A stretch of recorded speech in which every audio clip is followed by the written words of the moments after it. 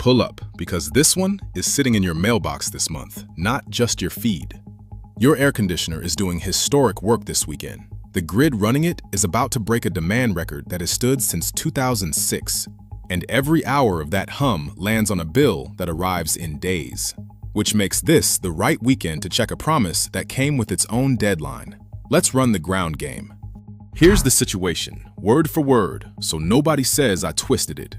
Campaigning in Detroit back in October 2024, he told a room full of voters, quote, 12 months from January 20, your electric bill, the total electric bill will be 50% less. And he made it a nationwide pledge. Your energy bill cut in half, that's my pledge, all over the country. So the number is 50% and the date is his own, January 20, 2026.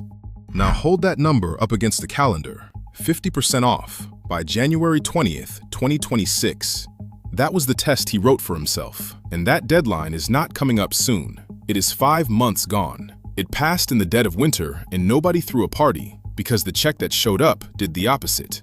So let's stop talking about the speech and read the paper your family actually holds. Here is what your bill actually did. It did not fall 50%. It did not fall at all. Household electric bills rose 6.7% across 2025, with electricity prices up 11% from January through September. And that is the national average. In Washington, they rose 23%. In Indiana, 17%. In Illinois, my home, 15%. The promise was minus 50%. The paper says plus 7%, and worse where you live. That is not a near miss. That is the wrong direction entirely. Here is the picture, side by side. He said the bill goes down 50%. Instead, household bills went up almost 7%. Summer cooling went up more than 10% to a record. And in Washington, right where the promise was made, bills jumped 23%. Every single bar is pointing up. Not one is anywhere near the floor he promised to put them on. Now bring it to the kitchen table, because this summer is where it bites. Keeping a home cool from June through September now costs about $800. That is up 10.5% from last year, and it is a record. Before the season even peaked, 21.5 million households, 1 in 6, were already behind on their energy bills. That is not a spreadsheet. That is a lot of families choosing between the AC and the groceries. And this weekend, it is happening live, right on your meter. The heat dome pushing the east past 100 degrees is driving the PJM grid, 67 million people across 13 states, toward an all-time record peak, past a ceiling standing since 2006. Emergency federal orders are letting power plants run past their pollution limits through July 3rd.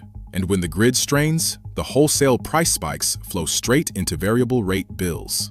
The pledge was that by now, all of this would cost you half as much. You are living the test. Now, I am going to be fair, because the ground game means you tell the whole truth, even when it helps the other guy. No president sets your electricity price. Fuel costs do. The grid build-out does. A historic surge in data center demand does. Natural gas ran more than 50% above the year before, and that alone pushes power prices up.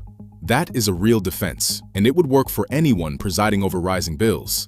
It just does not work for the one man who picked the number and picked the date.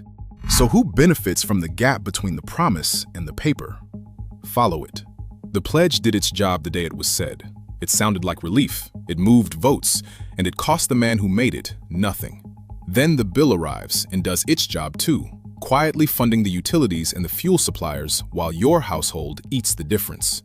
And here is the tell.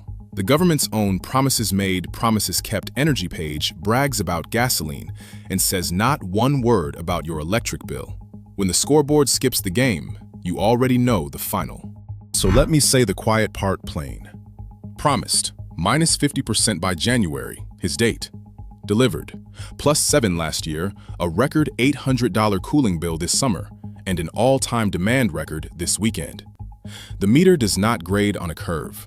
The bill that lands this month is the receipt, so read it out loud, next to the promise at your own kitchen table. Then send it to the person who still thinks that pledge got kept. Now go do something with it. I'm Marcus, and this is Pixel Politics.